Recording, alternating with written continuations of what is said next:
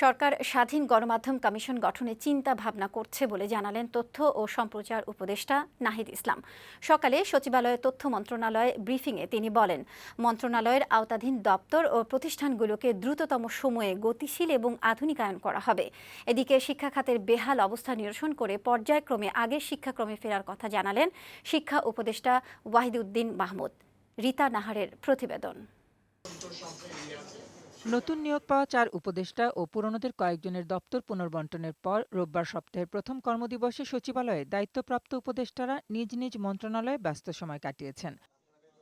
ডাক, টেলিযোগাযোগ ও তথ্য প্রযুক্তি মন্ত্রণালয়ের পর এবার তথ্য ও সম্প্রচার মন্ত্রণালয়ের দায়িত্ব পেলেন উপদেষ্টা নাহিদ ইসলাম।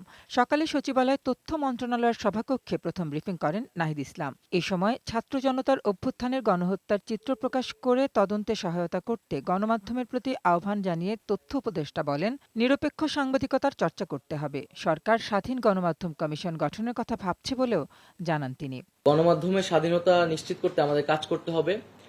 সেই জায়গায় বিভিন্ন ধরনের আইন এবং বিধিনিষেধ রয়েছে, যেগুলো নিয়ে সমালোচনা রয়েছে। আমাদের এই আইন এবং বিধিনিষেধগুলো কিন্তু পুনর্বিবেচনা করতে হবে।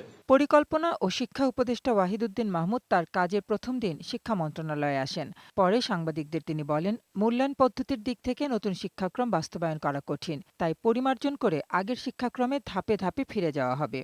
শিক্ষা খাতের অনিয়ম, দুর্নীতি, দলীয়করণ দূর করে শৃঙ্খলা ফেরানো হবে বলেও জানান তিনি। রাজনীতিকরণ হয়েছে, শিক্ষার পদায়নগুলো বিভিন্ন উচ্চ পর্যায়ের পদায়নগুলোতে শুধু যে দলীয়করণ হয়েছে তা না, দক্ষতা এবং দক্ষতার গ্রহণযোগ্যতারও একটা সমস্যা ছিল সবগুলো বড় বড় পর্যায়ে।